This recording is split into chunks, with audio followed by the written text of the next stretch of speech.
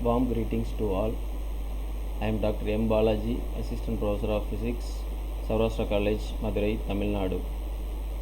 I am a participant of Moocs 32. Today I am going to discuss about the introduction of magnetic nanoparticles. In general, magnetic materials are classified in three different types. One is diamagnetic material, para and ferromagnetic material.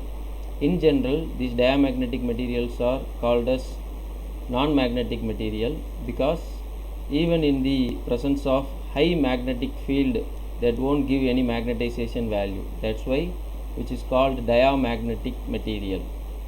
But in the case of paramagnetism, we can get magnetization value but only in the presence of high magnetic field. In the low magnetic field, that won't give any magnetization value, but in the high field which gives the magnetization value. In general, the magnetic properties are identified using the susceptibility parameter mu. The susceptibility value, which is nothing but the magnetization value divided by the how much field we are applying on that. So applied field value, which gives the susceptibility value. In general, the susceptibility value for the diamagnetic material which is negative, because as I said, which won't give any magnetization value and which revert the direction of the applied magnetic field. That's why the susceptibility value is negative and it's in the range of 10 to the power minus 5. But in the case of paramagnetic material, the susceptibility value is positive and which is in the order of 10 to the power minus 2 to 10 to the power minus 5. The one more type is ferromagnetic material. These ferromagnetic materials, number of atoms are coupled together and which creates the domains. All these domains are aligned in a same direction. So when you apply the external magnetic field which gives the magnetization value, and even more in the absence of the field also which gives the magnetization value because of the internal magnetic dipole moment. These ferrimagnetism and antiferromagnetism also branches of the ferromagnetic materials.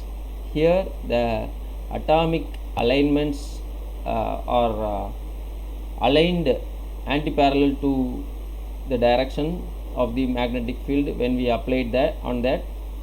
And in the ferrimagnetic material, the positive spin which is not equal to the negative spin. So but all these three, ferromagnetism, ferrimagnetism and antiferromagnetism, gives the hysteresis behavior. Before we going to see the hysteresis behavior, the general MH relationship for diamagnetism, here the H is the applied field direction and M is the magnetization direction. For diamagnetism, as I said, which gives the negative magnetization value, so there is no magnetic field at all even in the high magnetic field, so which gives the negative impact.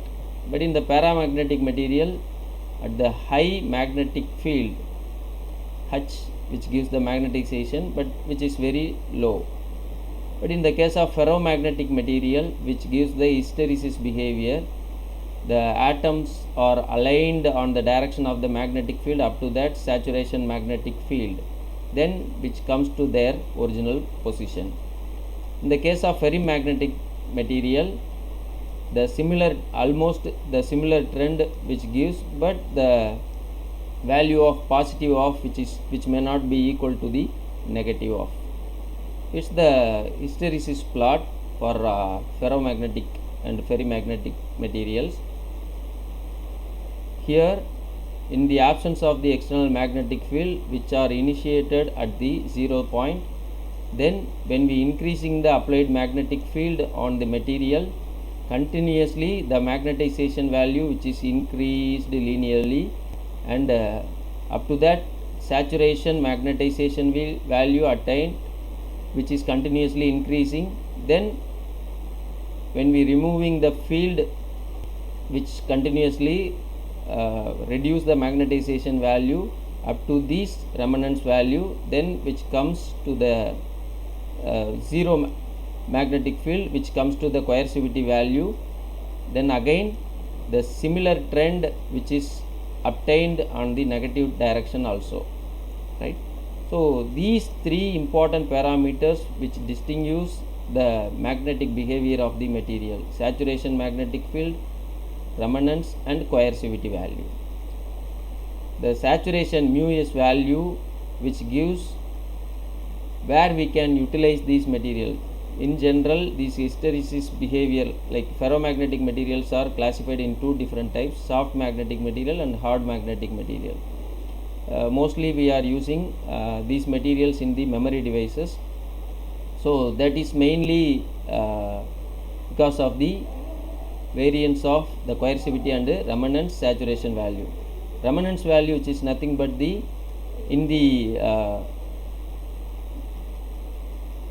zero magnetic field value, how much the residual magnetization value which are presented on this material, that is called remanence. The coercivity, which is nothing but even in the absence of the magnetic field, how much value, internal magnetic field value, that is the field required to reduce the magnetization value into zero, that is called coercivity. So these three parameters generally distinguish the hysteresis behavior of the ferromagnetic material. Here we are going to discuss about the nano superparamagnetic material. The superparamagnetic material that won't give any coercivity or remanence value, exactly, which is initiated at 0 point. When the material goes below to that critical size, the ferromagnetic materials are converted into superparamagnetic material.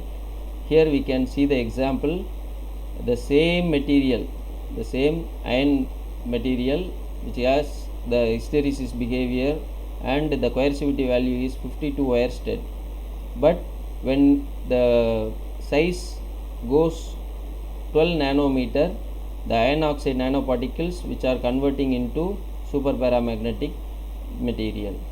These superparamagnetic materials are mostly used in medical applications, which are combined with the polymer material and some composite materials, so which is very much useful in cancer diagnosis, drug delivery system, and hyperthermia treatment. Particularly in tissue engineering, these superparamagnetic materials are currently useful. Thank you one and all.